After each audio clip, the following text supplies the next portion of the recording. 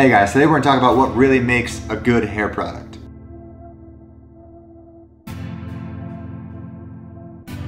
Hey guys, welcome back to Gent. I'm George. National Men's Grooming Day was just last week, so today we're going to keep that train going and we're going to talk a little bit about hair products. But first, if you have not entered our giveaway with Conair, we're giving away like $500 worth of grooming products. It's like a Birchbox membership, all of the Conair beard trimmers and whatnot. Filson Dop Kit, and if you think the Amazon gift card, I'll have a link to that up here and you can check out that video and I'll give you details on how to enter, so make sure you enter and show some love on that one. But today I really wanted to talk about how most hair products are kind of all the same and there's a little bit of differences and what makes a product more expensive than another one. Because honestly, if you guys want a super strong hold, you can go to your Dollar Tree and get that green tub of LA Looks or whatever it's called, and that's going to do what you want it to do for your hair. It's going to make it look the way you want it to look, but it's going to ruin your hair.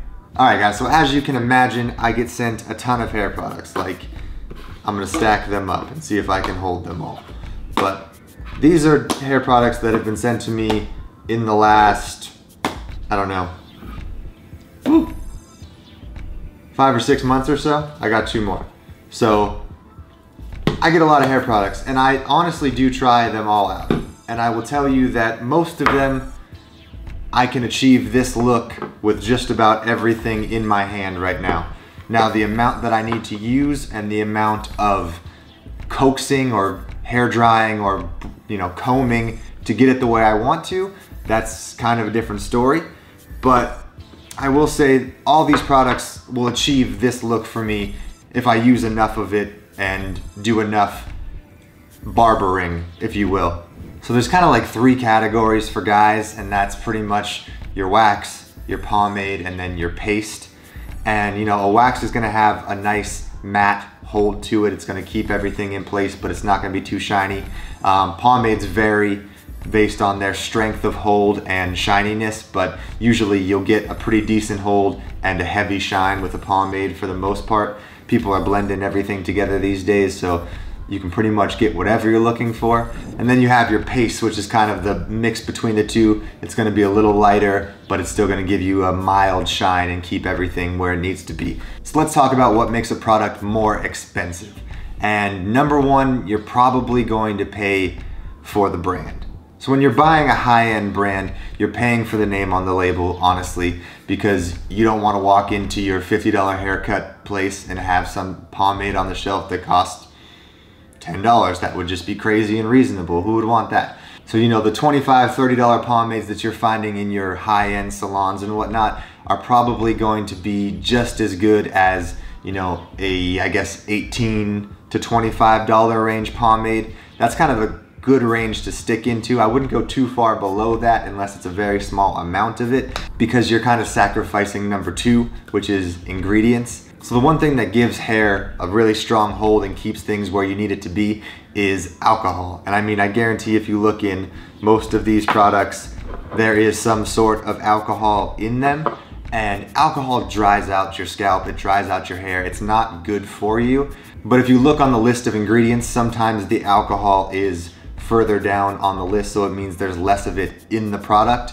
So what I do when I'm shopping for hair products, guys, is I look on the ingredients list and see how far down the list the first mention of alcohol is. So the further down, the less alcohol there's going to be in the product, which is a good thing for you. And that's why some products cost more than others, guys, because they have to replace that alcohol with other things that give you the hold. But alcohol is cheap, and the better ingredients that are better for your hair cost more money, which is why, a thing of Baxter Clay pomade is going to be, a little more expensive than your average Aspen texture molding paste, because there's some better ingredients in this guy that kind of keep your hair nourished and don't dry it out as much. But I will say that there's nothing wrong with either of those if you have a good shampoo and conditioning routine. If you can keep your hair nourished while you're washing it in the shower, you're still going to be okay to, put some pomade in your hair every once in a while.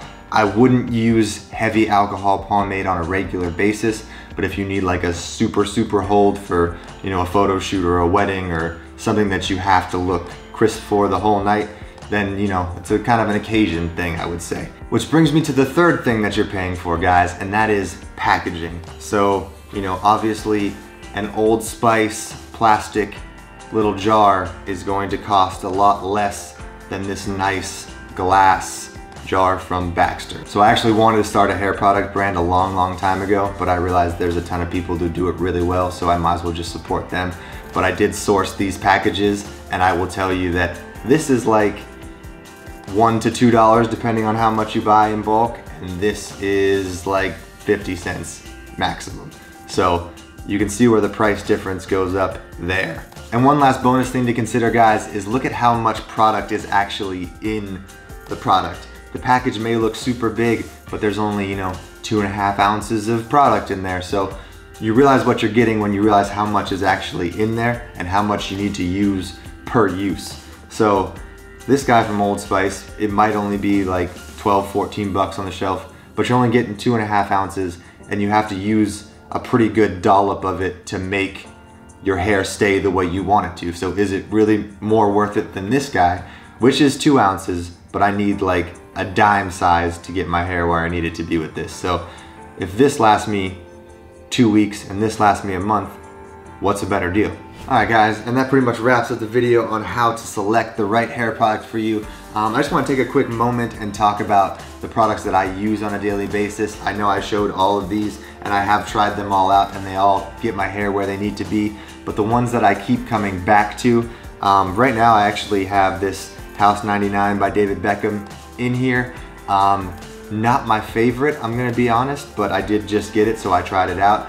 Got the job done, works fine. It's a little pasty and kind of soft for my liking. I like something with a little more oomph when it goes into my hair, if that makes any sense. I do use Baxter Clay Pomade a lot, especially when I just get my hair cut. When my hair's short, this is like the perfect go-to. It looks like I don't even have to do anything to it. It has a really natural look, no shine, just kind of matte and keeps everything in place. If my hair gets a little bit longer, I do use this Mitch Clean Cut Medium Hold. This is kind of more of the higher alcohol content that I'm talking about, but still not terrible. It dries a little stiffer than the clay pomade does, but it still gets the job done. And 2 more products before I go. They're not pomades per se, but they are grooming products.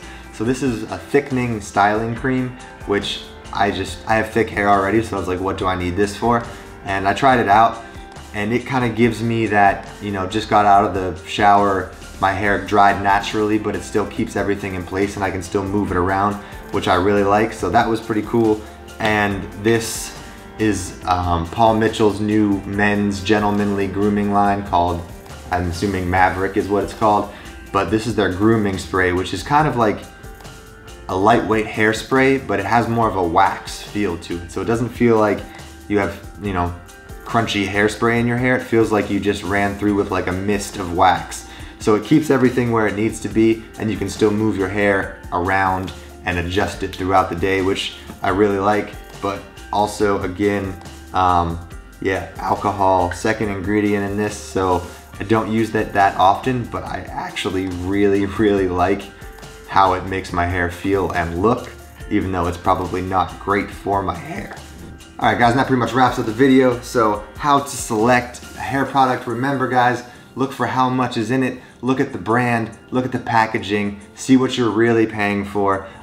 When in doubt, ask a barber you trust to give you an honest opinion, because most barbers are just trying to sell you what's in their salon, but if you have a friend who is a barber, they can kind of give you a good, accurate description of what you're looking for and really help you go in the right direction for your hair product. So once again, thank you for watching guys. If you have not hit that subscribe button, hit that right now, hit that bell icon so you get notified every time we drop a video. If you have not checked out our grooming video with Con Air, we're giving away $500 worth of stuff. I'll have a link to that down below. Check it out. Enter. Comment down below what hair product you guys use on a regular basis. I'm curious to know. And once again, thanks for watching guys. Cheers.